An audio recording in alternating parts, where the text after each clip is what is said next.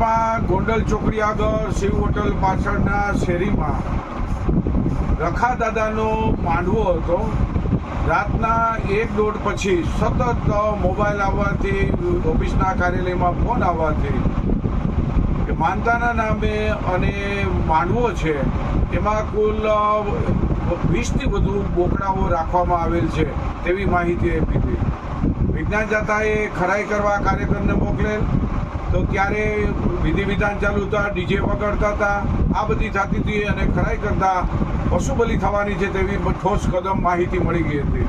વિજ્ઞાન જાથાની ટીમ જ્યારે ગઈ ત્યારે એમાંથી કુલ ધાર્મિક સ્થાન ઉપર 7 બોકડાના ડોકા અને નીચે મેદાનમાં 3 બોકડાના હતા. કુલ 10 જોવા મળ્યા અને બીજા જે 11 છે એવી બચી ગયેલ હતા તેનો અમને કોઈ માહિતી મળી નથી. વિજ્ઞાન જાથા જ્યારે કર્યું ત્યારે તેની સામે 7 બોકડાનું મટન છે તે પણ અહીંયા રાંધવા માટે પ્રસાદી રૂપે રાખવામાં આવ્યું હતું. તેનો શરીરના અંગો પણ બહુ દયનીય કરુણ હાલતમાં જોવા મળતા હતા. નિર્દોષ પશુઓની નિર્મમ હત્યા કરવામાં આવી હતી, દયનીય હાલત હતી, તેનું પ્રાણ પંખેર ઉડી ગયું હતું. અને આ બધી પોલીસની હાજરીમાં જે કંઈ માહિતી છે, સ્ત્રોત્ર છે તે મુખ્ય આયોજક અને ભુવા પાસેથી મેળવેલ હતા. ત્યારબાદ ભુવાને અને બીજા 4 એમના સાગરીતોને જે બોકડાને કાપેતા વધ કરેલો હતો તેને પણ પોલીસ સ્ટેશન લઈ ગયા અને બહુ શાંતિથી, વિનમ્રતાથી વિજ્ઞાન જાથાએ માહિતી મેળવી હતી. ત્યારે કોઈ પણ પ્રકારનો કોઈ તુકારો પણ આપવામાં આવેલ નથી અને કોઈ પણ જાતનો હુમલાનો બનાવ પણ બન્યો નથી. વિજ્ઞાન જાથા પોતાના વાહનની અંદર આજીડેમ પોલીસ સ્ટેશને બહુ સરળતાથી પહોંચી ગયેલ હતા.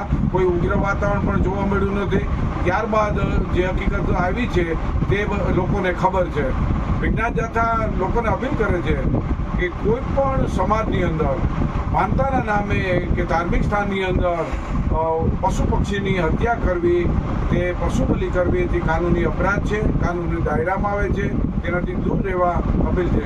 કોઈ પણ માતાજી કે કોઈ દેવી ક્યારે પણ કોઈ હિંસા કરવાથી રાજી ન હોય, કોઈનો જીવ લેવામાં રાજી ન હોય એવું વિજ્ઞાન જાથા બહુ સ્પષ્ટપણે માને છે. હું બોહરા સમાજને હાર્દિક અપીલ કરું છું કે પશુ બલિ થતી હોય તો દરેક નાગરિકની પણ નૈતિક ફરજ બની જાય છે કે માનતાના નામે કે કોઈ સંતાન પ્રાપ્તિના નામે, કોઈ રોગ મટવાના નામે જે પશુ પક્ષીની માનતા રાખવામાં આવે છે તે ચલાવી લેવાય નહીં. આપણે 21મી સદીમાં વિહાર કરીએ છીએ ત્યારે આવું વર્તન છે તેનાથી જેટલી નિંદા કરીએ એટલી ઓછી છે, શરમથી માથું ઝૂકી જાય છે. આપણે સૌ સાથે મળીને આખા દેશની અંદર પશુ બલિ અટકાવવાના અભિયાનની અંદર જોડાવ તેવી જાથા અપીલ કરે છે.